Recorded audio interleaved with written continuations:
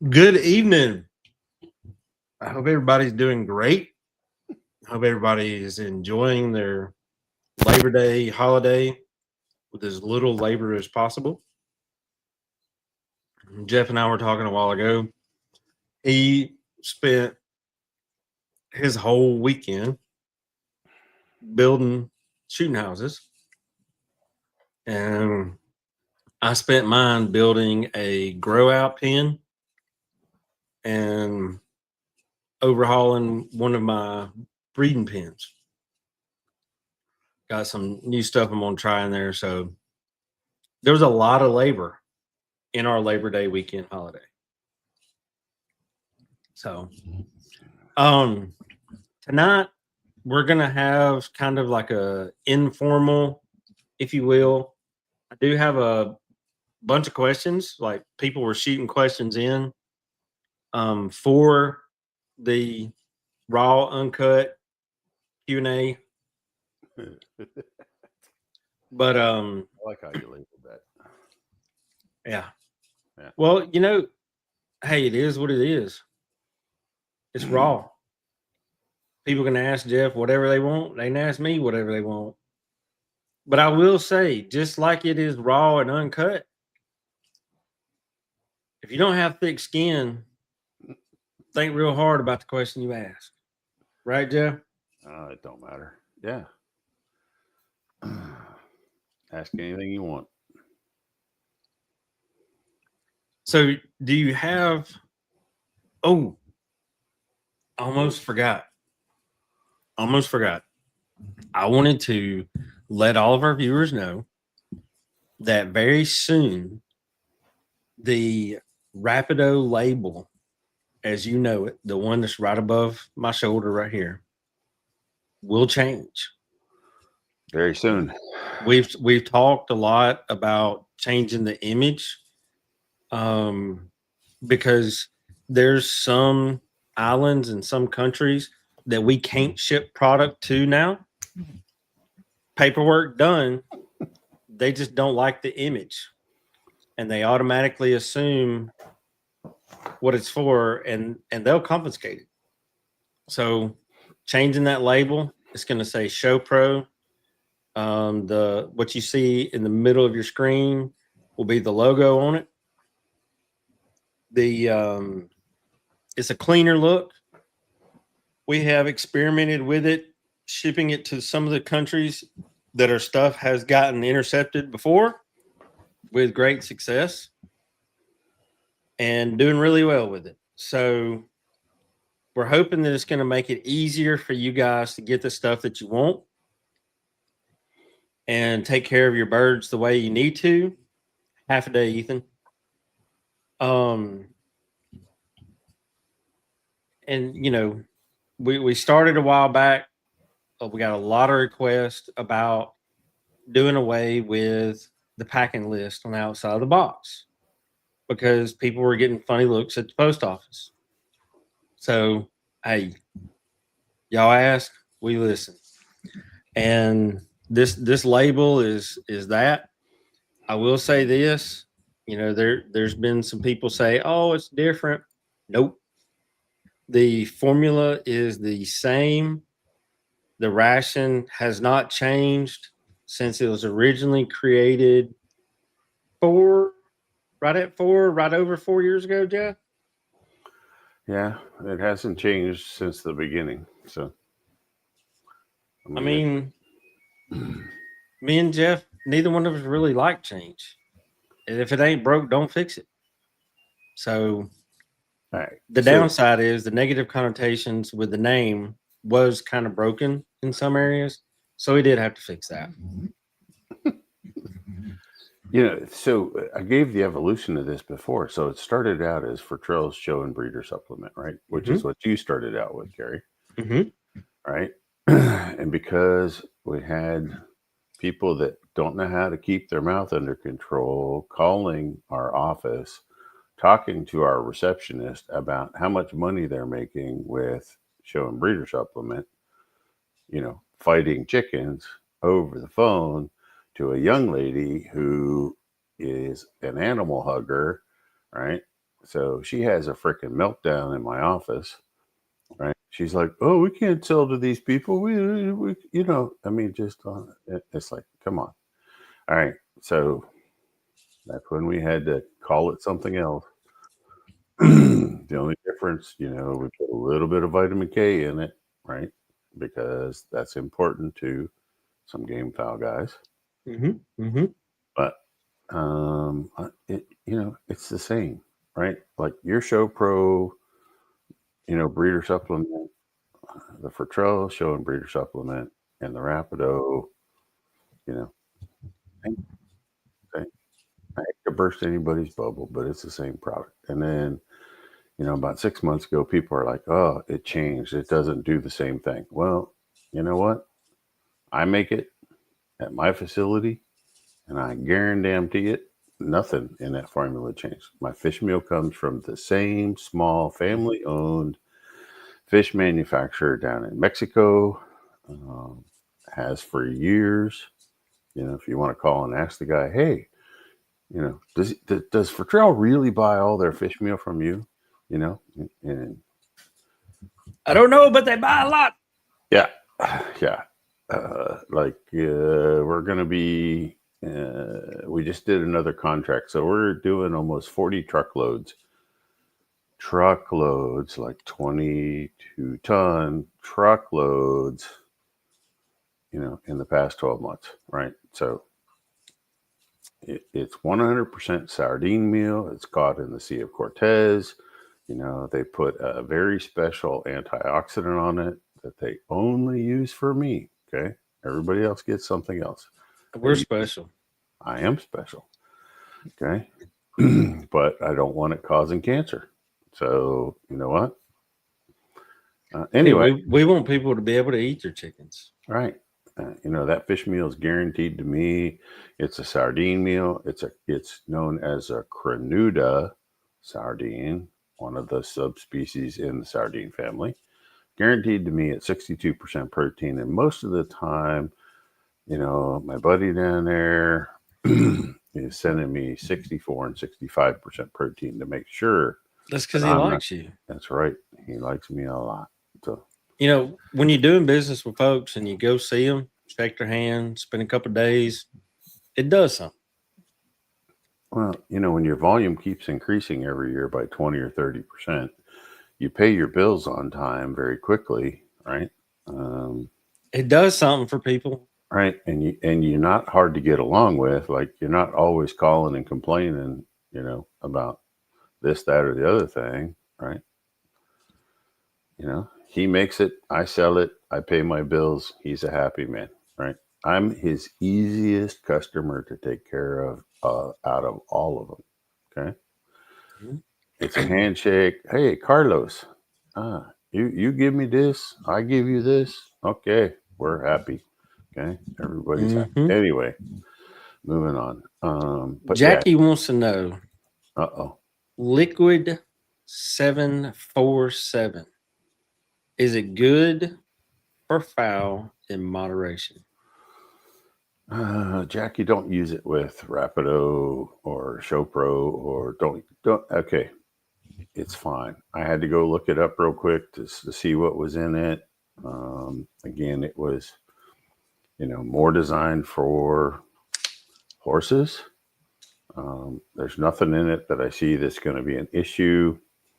You know, sitting here looking at the label, it's got a lot of things on the label. It doesn't have a lot of any one thing on the label. So, you know, it's not going to hurt anything. I don't know that you're spending your money wisely. You know, if you sit down and figure out how much you're actually giving the chicken, how many units of vitamin A, D, E, etc. are you giving each chicken, you know, and then you figure out what that cost is. Looks like it's about $25, $26 a gallon, but it's not going to hurt anything. Is it going to help? I don't know. I think the numbers by the time, I don't know how much he's given. So I can't answer that question. Here's the thing. The label looks really pretty, and it's got 100 things listed on the guaranteed analysis. So it looks really exciting, but I'm not sure, there's no significant levels, right? Like if we had a label big enough, right, and we listed everything that's in the Show Pro supplement, right, it would be a list just like that, okay? But there's only so much room on the label. I was gonna say we couldn't put all them pictures of chickens on there. And if the guys want a complete list of what's in that supplement, then it's going to raise the price. Well, you're going to have to put another label on the back, which means it's going to increase the labor factor of putting another label on the bag, and you're going to have the other, $1.50 for the label, right? Because they're not cheap. And hey, that's. But look, it goes back to what you said: good shit ain't cheap, cheap shit ain't good. Yeah.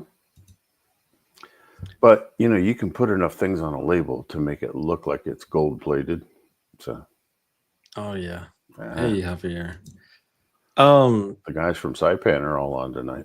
They are. That's awesome. Yeah, that's really awesome. Let's see. Dougie wants to know, why are you not a fan of dog food? Okay, Dougie, read the ingredient list on your dog food. Okay? Look at the first name in the description of the food. Yeah.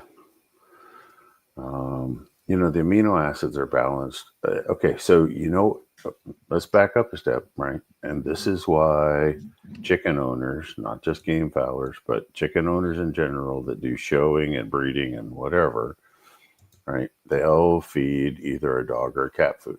And what they're getting out of it, the biggest benefit that they are getting out of it is the meat protein, okay? Whether it has, pig meat, whether it has beef meat, whether it has poultry meat. Now, if you look really close, most of them have poultry byproduct meal in them because that's the cheapest one on the market. Mm-hmm. Okay. You do what you like. This is just me. This is my personal opinion. Okay. Just take it for what it is. I'm not a fan of feeding the same animal back to itself. Right. So I'm not really crazy about feeding chicken to chicken. I'm not crazy about feeding pig to pig, beef to beef, whatever. Okay. I mean, it's not like you're going to sit down to a big old plate of Arnold Schwarzenegger or something like that, right? So it's just not going to happen that way. Okay. So we're really not, as creatures, unless we're starved, we're not really set to be feeding on our own species. Okay. So that's just kind of how I look at it from a natural perspective, the hierarchy of, what do they feed on naturally? Any other meat, I don't care, right? You can feed your chickens any other meat you want. Now, I use the fish meal only because I know that it's wild caught. It's not farm raised. Okay. I know where it's caught and I know the purity of it. Okay. So, and fish meal actually, if you think about everything that the chicken would be eating in the wild, mostly insects, small reptiles, and small rodents. But, the fish meal has a really outstanding amino acid profile, protein, and it's easy for them to digest. So, but anyway. What's weird about that is you can put poultry-based meal in chicken feed commercially. You can. But on the farm, if they catch you doing that yourself, it's illegal. Probably. Depending on what state you're in. Well, like you can't, you're not even supposed to feed quail eggs that you're not going to use to your pigs. Which is really? weird. Yes.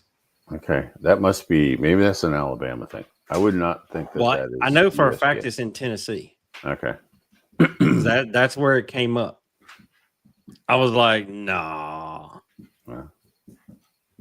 So, yeah. Another question. Is B15 worth feeding? Look, I haven't done enough research on B15. B15 is not actually a true B vitamin, but it fell into that category. I don't know why I don't see how it's going to make the difference on a properly balanced, well-rounded feed. It's not going to make a difference. But if if I'm feeding Tractor Supply brand or Tucker brand or whoever brand, right, you're going to see something out of it, right? All the B vitamins are important at the correct levels, guys. At the correct levels, you can't overdo your B vitamins, but I don't think B15 is going to last very long, except for the guys who are feeding shit feed. That's my honest opinion. Okay. The cheaper the feed, those guys are definitely going to see a bounce on the B15 or any B. Dougie, I'll say this: the feed that you're feeding, you don't need to add jack. It's already in the bag. Someone commented high sodium. What about it? I'm wondering if they're referring to the dog food. Which a lot of dog food is really high in sodium. Let's see here. All right, that's all on that list. Yeah, I mean sodium. So look, in the winter, this is going to go off the charts and not probably mean anything. But here's the thing: in the wintertime, when it's colder, when they're eating more, I need the sodium level in the feed to be down around 0.17, 0.18. Okay. And in the summertime, when they're eating less feed, then I need the sodium level to be 0.2, 0.21. Okay. So just for anybody who, I'm a numbers nerd, I get it. I know the feed, but I'd like for somebody to tell me if B15 makes a difference. I just looked it up really quick. It's not actually recognized as a vitamin, which is what I said. And pangamic acid.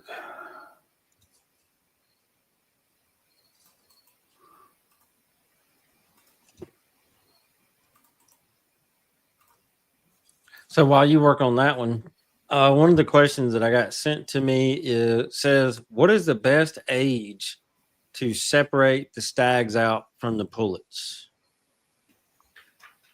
Whenever you quit free ranging them, or if you're not free ranging them, right? If you don't have space to free range them, when you start penning them up, but so when the cockerels, when the stags start fighting with each other, seriously fighting with each other, right? And again, depending on what you're feeding them, some guys are doing it at 4 and 5 months. Some guys can do it at 6, 7 months. And, and this is all depends on how that stag is developing. Okay. So on better feed, you're going to pen them up quicker, right? On lesser quality feed, you're going to be able to free range them probably 7, 8 months. Maybe I've heard some guys say 9, but that's on some really crappy feed. I was going to say 9 months. Mm-hmm. That's insane. Mm-hmm. So plenty of time to set your yard up, but I don't know the quality of the fowl afterwards. So back to the B15, pangamic acid is also known as B15. It's a chemical compound. It's really not recognized as a vitamin and has no established standard chemical identity. So you're kind of gambling with it, and I don't know that anybody really knows how much to use, in what combination, where does it go. So, yeah, I think that's one of those things that's still the unknown that they're trying to figure out. Tucker's saying 5 months is the max he can go with his That's free what I'm range. talking about. Yeah. You know, them things got some good, bright red combs and wattles. Let's see. Let's look for another one here. What is the biggest mistake people make when setting up brood pens?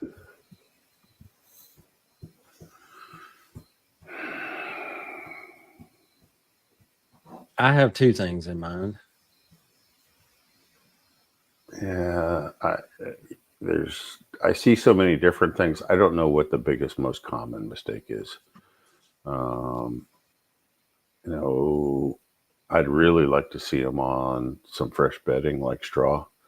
I'd actually like to see them on some fresh ground, right? Not something that's already totally denuded and saturated with manure and bacteria and all that. But yeah, I'd really like to make sure that they're on clean ground, fresh ground, or rejuvenated ground, and got some bedding down.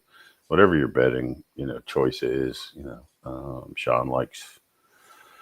I mean, so I'm a straw fan. A good clean straw is. Some guys like corn shucks. Some guys like, I've heard some old timers talk about horse manure, and I can't say that horse manure is wrong. But I can say you need to be careful because a horse in its hind gut carries a certain strain of Clostridium bacteria, which can be devastating for poultry or swine.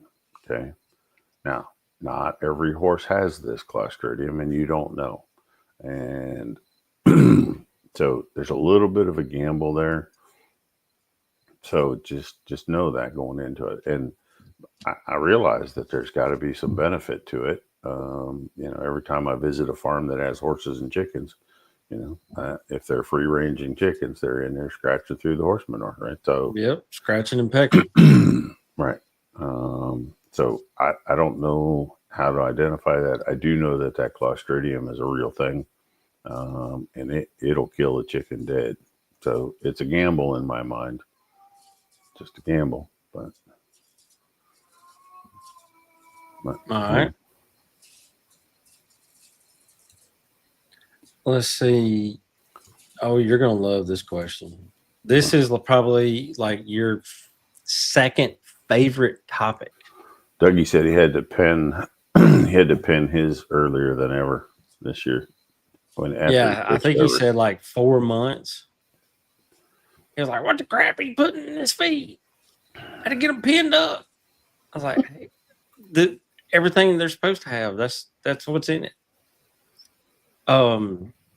His reaction though was priceless. The question. Let's see. When we were talking about the last question that I have, the next one, which was actually sent to me before, but how often should you rotate the pins? You were talking about rejuvenating the dirt. How often should you do that?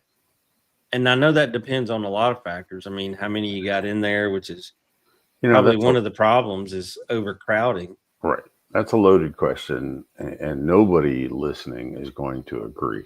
Okay. So either you've got to clean the pen really regularly, or you need to, I really like it to be moved. I mean, if you're talking like a 36 by 36 or a 30 by 30 drop pen, depends on the size of the pen, but I'd like to see those pen moved every 2, 3 weeks max, and that's with keeping bedding in there. But let's see. Tuck says, "I don't use horse shit, but the free rangers have access to it and love it." Yep. And they do, because they find all kinds of crap in it. Right. And I don't want to keep them from it, But when you have them confined in, a breeding pen or something like that, I get a little bit, like when you got chicks in a brooder, you bringing the horse manure to them, to me, is different because this is their only option. And when they're free ranging, they can go find the spot that they're looking for. Mm-hmm. Believe it or not, they're choosing that partially on sight, but partially on smell. Okay. Yeah, they're looking for something that thing didn't digest. Yeah. Probably that barley. My chickens love barley. Yeah, little barley's great. Little oats is great. But another question I got here: how long does the fever last during the molt? It's a two-parter. We'll let you shoot the first one first. Everything that I've read and researched is the early fever, like the early onset of the molt, should only last about 7 to 10 days. Now, for those, that's dependent upon like 50 different things, though. Yeah, right. So for those who immediately jump to a higher protein feed, the fever is going to last for 30 days or even longer because you're just adding fuel to the fire. Mm-hmm. Right now, if you calm the feed down, do that low energy, low protein feed while they're looking all droopy and feverish looking, that process will pass quicker in that early molt. So that's why I tell everybody, feed the molt feed for 14 to 21 days, 2-3 weeks. Some got to go for 4, depending on how much fat they're carrying inside. And I know guys don't want to hear that. They pick up the birds and they do all their, magical squeeze this and do that and and tell me that they don't have any fat. And here's the thing, if the bird's living on fat, when you go on the molt feed at 2 ounces, like you're supposed to, when those feathers drop, they'll tell you how much fat they're carrying, right? Mm-hmm. And you're not going to like it. You're not going to like it. Okay. I've had some guys go over 30 days. But my birds ain't fat. My birds ain't fat. Horse shit. Yeah, when they drop their feathers, they look like a Cornish cross. Yeah. And they just won't because they're living on stored fat and stored nutrients, right? So they'll hold them feathers for a long time. Alex wants to know, what would you use to sanitize your pens besides lime? Yeah, I mean, of course, the lime is my first choice. If they were my pens, I would also, rake it up, remove. I would probably remove, the top inch, maybe 1.5 inches off of the top. Go put it in the garden or a flower bed somewhere, and then I would probably replace that depending on where I live. Just this, right? I'm not going to do this way up north where it's a winter, but I would probably think about using some sand. I might mix something in with that, like maybe some rice hulls, depending on what you have access to and where you live. Mm-hmm. Okay. In the summer, for sure, I'd probably be using sand. And in the winter, Alexander's not going to get it, but peat moss is phenomenal for those of us who live in the States because it's naturally a low pH. It's also naturally antimicrobial. So it doesn't have bacteria living in it like many other soil substrates. And so it does a great job at managing parasites, coccidiosis, and other bad bacteria. So, peat moss is pretty damn phenomenal actually as a bedding. And Carrie learned that the hard way. But I did, but it works. I'm stubborn, and tell me some crap works. All right, show me. Tell people I'm from the show me state. I want to see it work better. You and from I ate my Redmond? words. Mm. And the sucky part, the worst thing about being proven wrong in that situation is now I have to think in my mind how many batches I'm going to be brooding between. I raise a lot of quail, but I also raise a lot of chickens.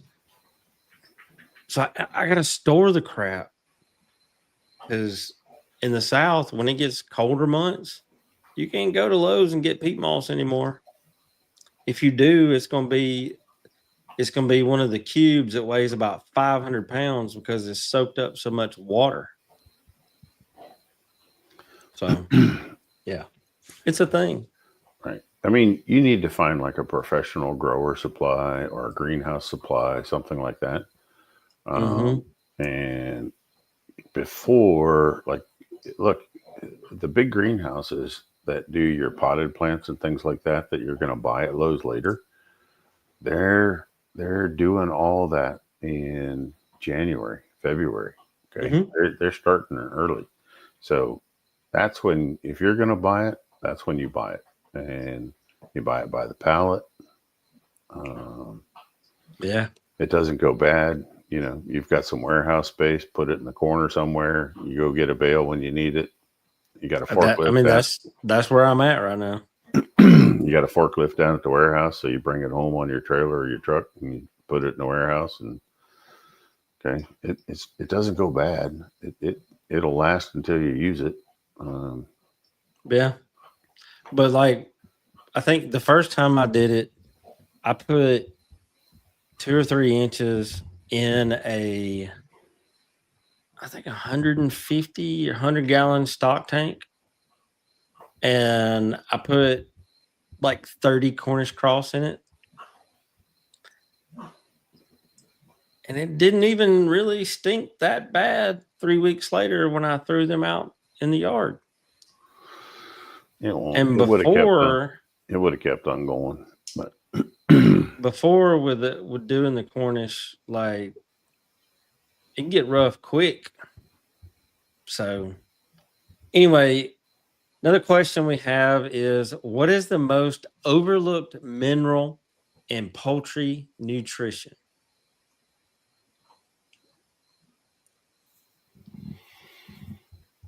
I'm going through the list and the requirements, and actually reading hundreds of different tags, because guys send them in to me and I look at the tag and I tell them this ain't good. But in my opinion, as a nutritional person, the phosphorus levels in most commercial branded feeds are low. They're barely 0.6, 0.65.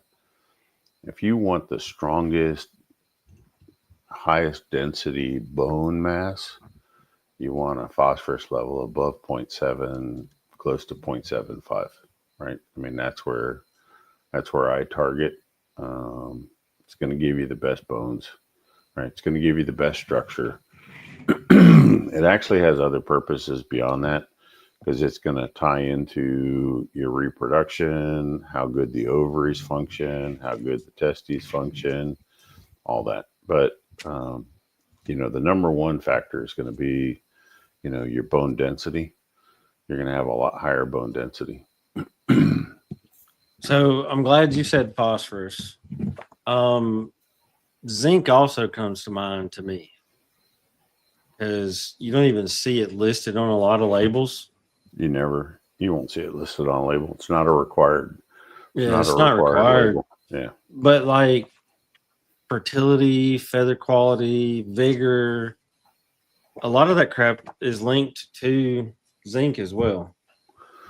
Yeah, I mean, both zinc and manganese are supposed to be above 80 parts per million in the feed. 85, I shoot for closer to 100, just to be sure. Right. Look, I go over the numbers on everything, because the worst thing that can happen, right, is you call me and say, man, your feed doesn't work, right? I'm like, what? the number one complaint I get is, man, your feed costs too much. Okay. I can deal with that, but it works. Right. Yeah. So there's another question out there, and I would recommend waiting till September the 7th. It's really hot right now, and that's best done on a new moon cycle. And the next one, according to my handy dandy South Carolina Game Breeder Association calendar that has the dubbing dates on it, is September the 7th. So I would wait till then. That up. I just looked that up. That's actually a full moon. September 7th is a full corn moon. Mm-hmm. They get all the full moons get a name these days. But yeah, I don't know. It's best to do it on a new moon cycle, right? Yeah. So the next new moon is September 21st, and then October 21st, right? Yeah. And I keep this really handy because it's kind of important to me as a hunter. But there's a link for it'll give you the moon phases. It'll give you the moon phases for the. So look, my grandfather's fathers, both of them, and a lot of old timers, in coming up through agriculture over the years, right? They used to have this old. They had this old saying that they went by, right? Is full moon, blood in the horn, new moon, blood in the hoof, right? Meaning that the gravity of the moon would draw more blood up into, so they would never dehorn cattle, which is basically the same thing we're doing with dubbing. On a full moon, anywhere near a full moon, right? So you're going to have a lot greater blood flow, to the upper extremities during that time. So I tell everybody, just pick a new moon. And I don't have a farmer's almanac, but I'm pretty sure there's some dates in there as well. Yeah, I would do that. I'm not a huge fan of doing it in July and August because I'm in the very humid South, and you don't need an excuse for something to get infected here. It just happens. So, yeah.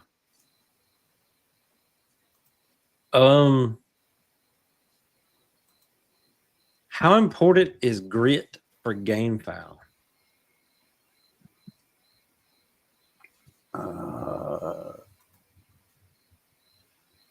Kind of caught me off guard here. Gamefowl is no different than any other chicken, right? Any other bird that has a gizzard. So whether you're talking about a sparrow, a dove, a pigeon, gamefowl, turkey, it doesn't matter. Okay. All fowl have a gizzard. All gizzards grind feed. If the bird has access to it, they're going to pick up appropriate size stones that will stay in that gizzard to grind the feed, right? It's part of the natural process. So, grit is important to every bird, including gamefowl. So we really need to have it. Yep. Alex also, he's got another question here that's a really good one. What are your thoughts on breeding fowl on wire instead of on the ground? I'm not a fan because it's very unnatural for me, that a bird's on wire. I understand, why someone would do that. Yeah. But personally, I'm not a fan. Right? Well, I mean, over there where they are, there's so much crap growing on the ground and it's constantly humid. So I can see why they do it there. whether it be on wire or some type of synthetic, something raised up. I mean, Jin has raised platforms that are hard plastic that he uses because of all the stuff in the dirt. But right, but he has more of a plastic square. It's not wire. Yeah, it's not. It is a little bit different. Yeah, I would say like using a flooring that's specifically designed for chicken housing, it would not be as bad. Right. The wire can cut into their feet, even if it's coated. And that can cause a whole nother problems. All right. So when I see birds actually on wire, right, not the poultry slatting, not the plastic platforms, not the I see a higher incidence of toe damage, right? Mm-hmm. The toes getting stuck in the wire. Curly toes, duck toe. It just, their feet don't necessarily keep their form if they're in there for an extended period of time. It's one thing if you're talking a week or two, right? It's probably not going to hurt anything. Get them back out on the ground. But I wouldn't want them in there for a long period of time. It's just not good for the feet. Now, what if, let's say, a hen's already been bred to a specific rooster and she's starting to go broody? You pick her up and put her in a raised pen at that point? What about that? Right. I mean, if she's going broody and you want her to protect the brood, but what happens when she hatches them out? I mean, how's she going to get those chicks out of there? Well, like I've seen some people have raised pens like what they use for rabbits, that they would put a hen in and let her sit on a clutch and have the chicks in there for, the first week or two of their life. Right. You can do that, but you're going to lose something in that chick vigor because the hen didn't take them to the feeder. That hen didn't take them to the compost pile. That hen didn't take them and teach them how to eat and drink and all that. So you're going to lose something in those early developmental. Yeah. In that first couple weeks.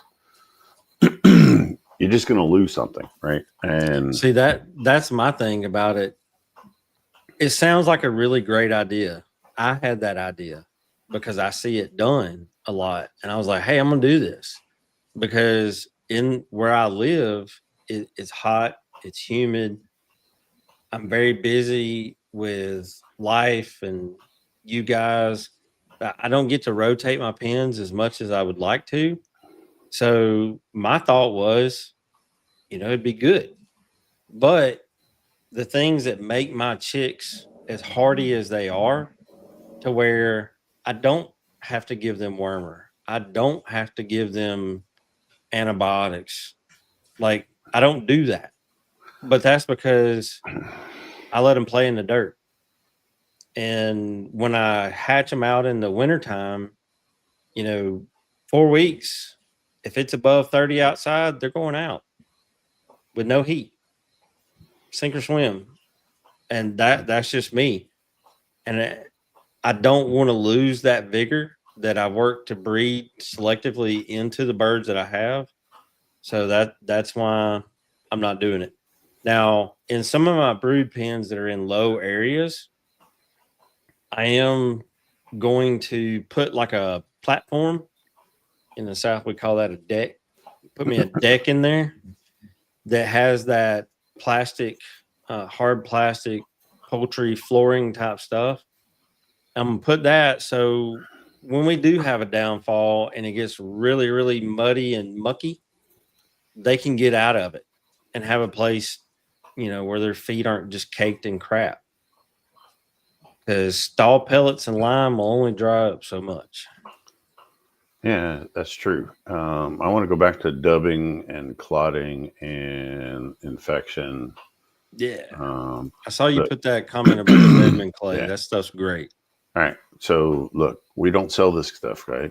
I mean, you can get it from me, but you can get it from Amazon. You can get it directly from the Redmond folks. You can get it.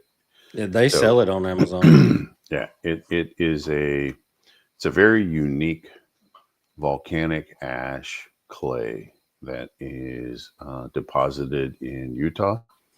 Um, and they keep it clean, they scrape it up, and it's got a whole lot of different benefits to it. But on dubbing day, if you wanted to, like you think they're bleeding a little bit too much, you could sprinkle this on top of the wound. It acts like a clotting powder, and it'll clot it and scab it over. But it also is a protective barrier for keeping things like flies, bacteria, other things out of there. Mm-hmm. Here's the other win-win that we haven't talked about on the show. This is the first time. Redmond clay, if you take a tablespoon of it, a rounded heaping like you'd eat with in the kitchen, at the dining room table, in a gallon of water. Now, put a little water in, put the clay in, fill the jug up with water, shake it really good, mix it up, and you can serve this. So when you see greening in the manure, when you see mud fever, right? So when you see a bird picking up dirt and throwing it in their water cup, it's telling you that there's something in its gut that's bothering it, right? Like it's too hot and it's gonna, right? So for any type of like manure, just one heaping tablespoon, put it in a gallon of drinking water.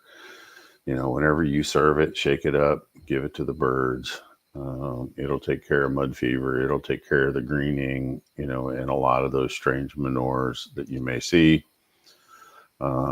Just, get the 6-pound bag and use it when you need it. Don't use it all the time. This is not an everyday thing. Okay. Don't get crazy. Okay. Just, but you need to have this in your cabinet. Phenomenal stuff. I have it here in my house. Okay. I've got a lot of it. I'll mix it up into like a toothpaste type product, keep it in a tube or a small jar. I can put it on rashes. I can put it on bug bites, bee stings, all that, right? I can also take it internally. It's for, things like acid indigestion, diarrhea. Okay.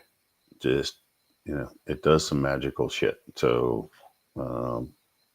it's good all around, but you can use it like, so when you trim, and if you want to put something on that as a protective barrier, that would be my choice.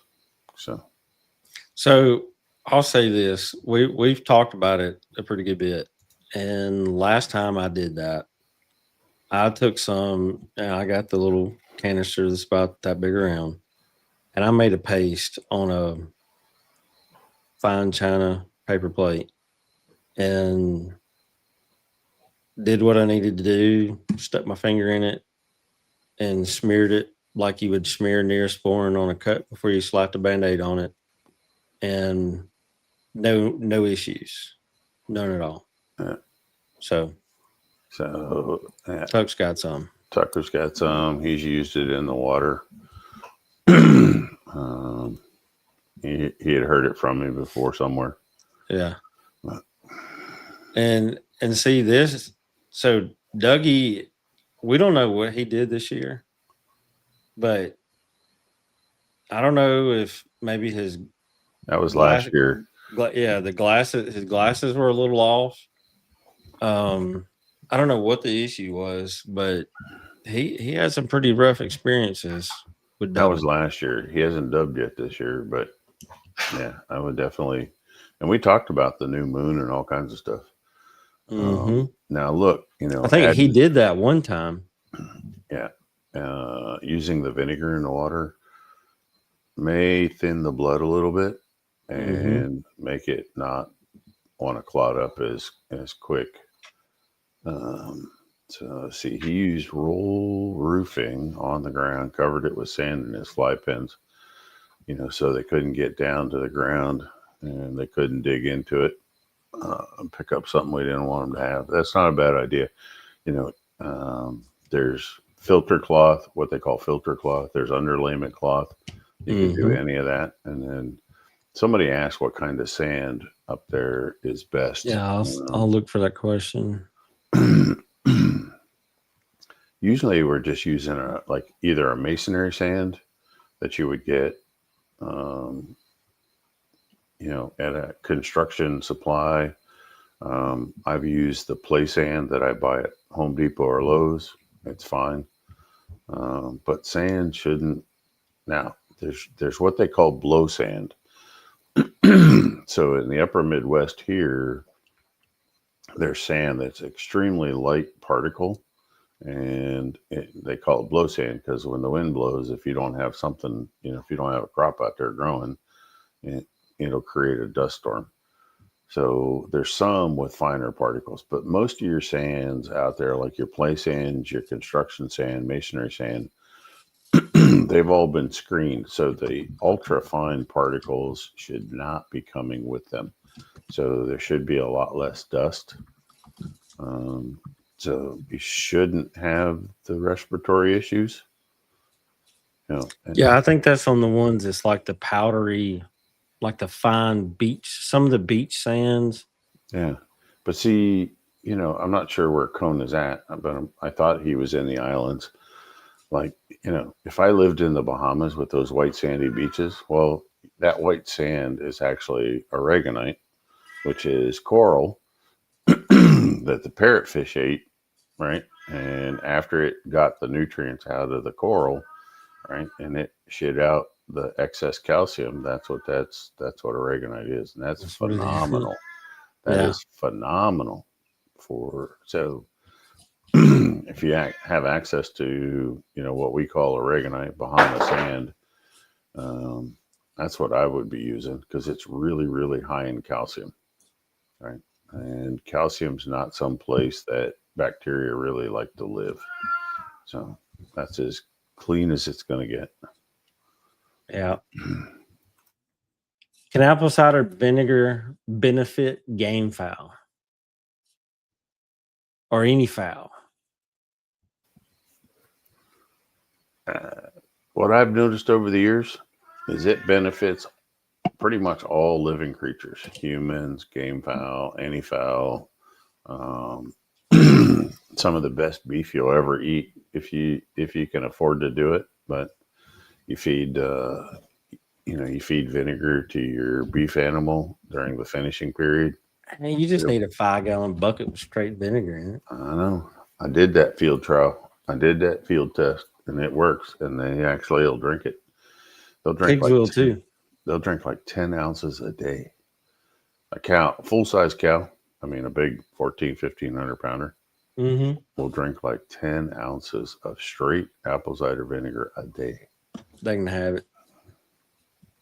I take mine in a peel.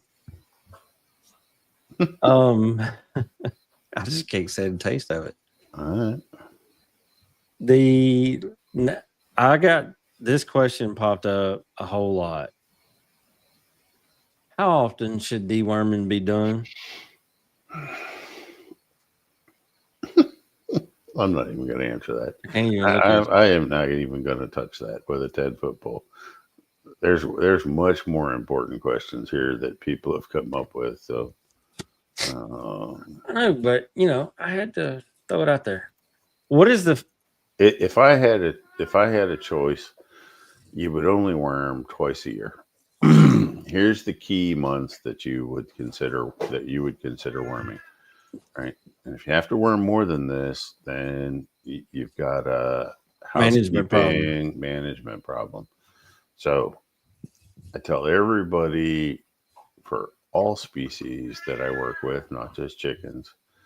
So the month of the year that you start mowing the grass around your house, okay, because this is different for all of us based on soil temperature, right? But when your grass starts growing, so do the larvae for the parasites, okay? And they creep up the grass, and the birds eat it, and right, or peck. Higher moisture content, usually soil temps between 55 and 60. You're going to have your highest parasite activity. right? So the month you start mowing your grass and the last month that you mow grass in the year, right? So for us up here, it's April and September, maybe early October. But, Yeah. And for us, it's like March. yeah. See, you're about a month ahead of us.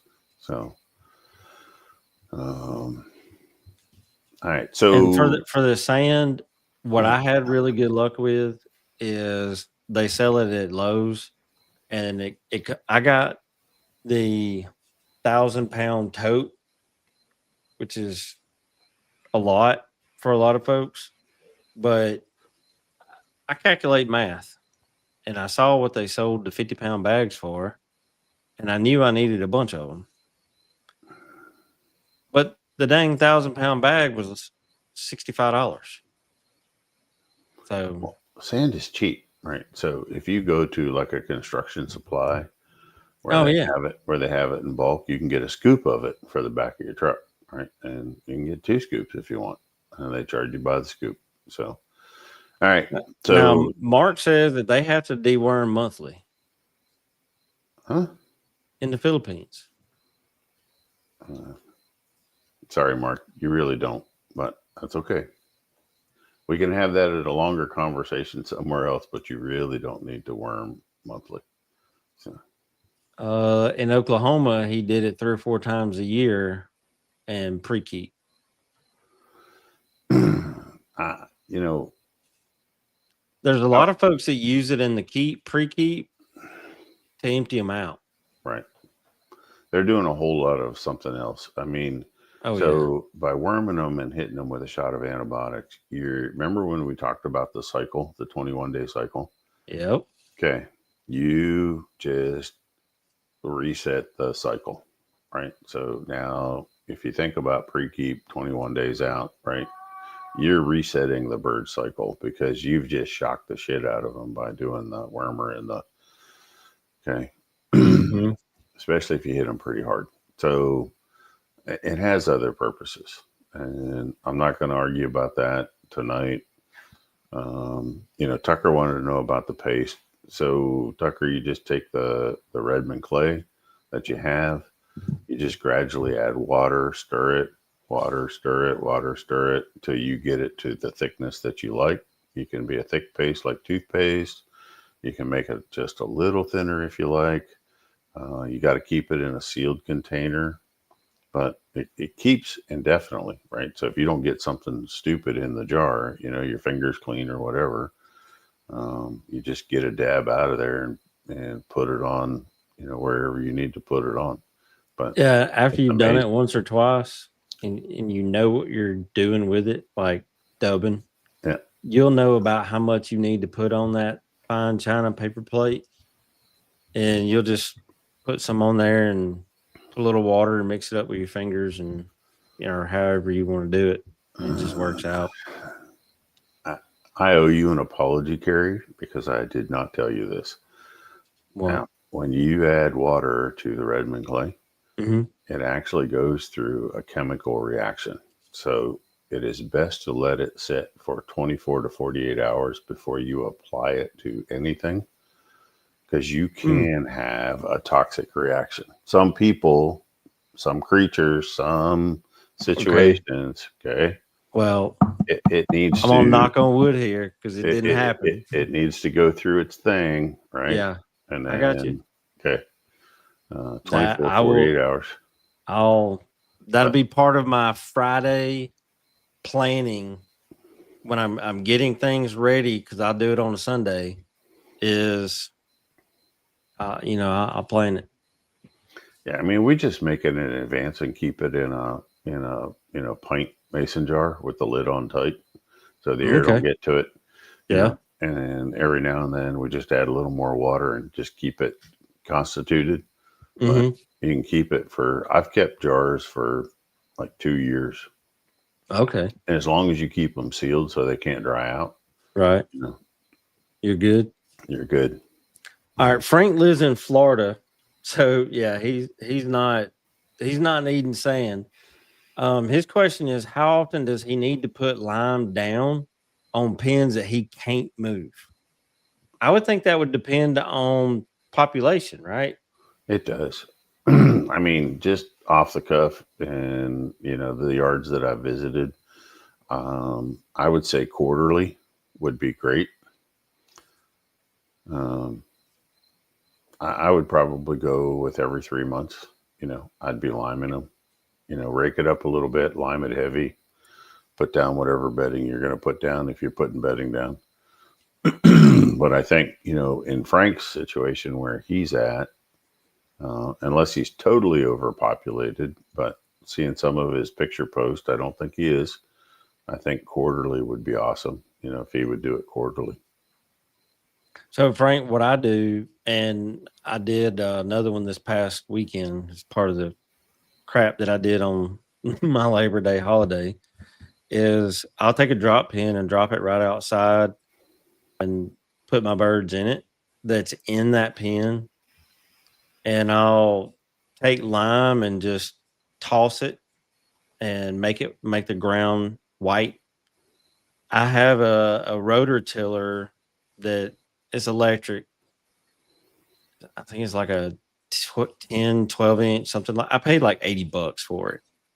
And it does not make a whole lot of noise, but I go through that pen and I till it 6, 8 inches deep. And once I get everything really good and broke up, I'll throw some more lime in there and I'll go through it again. I do that 3 times, but I do it quarterly and I don't have any problems. And since I started doing that, once a year, I do toss in some peat moss to help fluff the dirt up.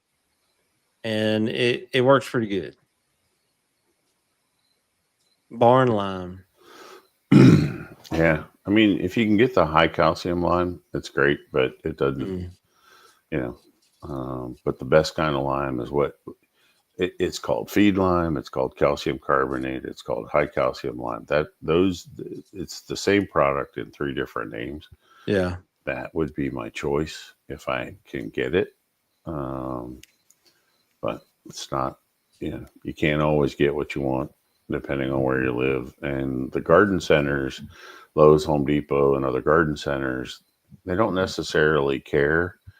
And they're going to bring in the cheapest lime. And that tends to be dolomitic.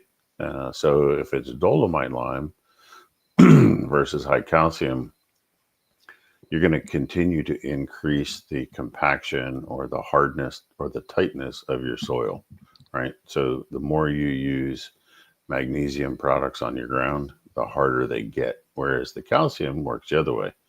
As you continue to use calcium over a continuous period of time, it'll actually loosen the soil and make it easier for the birds to scratch, for you to clean out, whatever. So that's why I go more to the calcium side. The bacteria in the soil don't really like the calcium. They dislike the calcium more than they dislike the magnesium. Okay, so you're going to get more of a sanitation effect. But yeah, I found out that there's a brand name that I can't pronounce. They're from America. It's like the name of this town that this quarry's in. They sell it at Tractor Supply, brown bag, blue writing. That's the one out of Wisconsin. Yeah, it's out of Wisconsin. It's called No Slip Barn Lime, I think. Right. It is a powder, so be careful with it. Don't throw it in your chicken's face. You don't want to inhale it either, because it'll choke you up and screw you up for about 15 minutes. But it's like $5 a bag. It works great. There you go. Tuck just put the name up so you can show it. Yeah, that's the name up there. I actually called them, and it is a calcium-based lime. Right. So anybody with a Tractor Supply should be able to get it. And it tasted too. And it doesn't go bad. So if you have a place to keep a stack of it, right, you can get 10 bags, 20 bags at a time, and it'll last forever as long as you don't let it get rained on or wet. And then the bag just disintegrates. The lime's still fun. So, yep. We're at time. We are. We're overtime again. Yeah. How comes we keep running late? I mean, I think we just get in the flow and it just goes. And, you know, we've got good viewers. I know. We don't have any real jerks. I really thought it's enjoyable. With being Labor Day, I thought it would be a much lower attendance tonight, but the guy showed up for us, so I appreciate y'all. Yeah. Anybody got a last minute one they want to throw in there? Pulverized calcium lime, perfect. Mm-hmm. That's what you want. That's it. We're good. We're good. All right, guys. Y'all stay tuned. We've got some new products that we're testing and working out to make things easier to take care of your birds. So stay tuned for that. We'll talk about the developments as they go. And aside from that, till next week, see you guys later. We would like to take a moment to thank our friends over at ShowPro Farm Supply for their generous sponsorship and support. Whether you're raising heritage poultry, show poultry, gamefowl, or other species of livestock, ShowPro offers custom formulated feeds and supplements to help your animals reach their full genetic potential. And they don't stop at livestock. They also carry Alumacoop's movable poultry housing, plus a full line of Fertrell farm and garden products, so your whole homestead gets what it needs to thrive. Check out ShowPro Farm Supply, where nutrition meets know-how.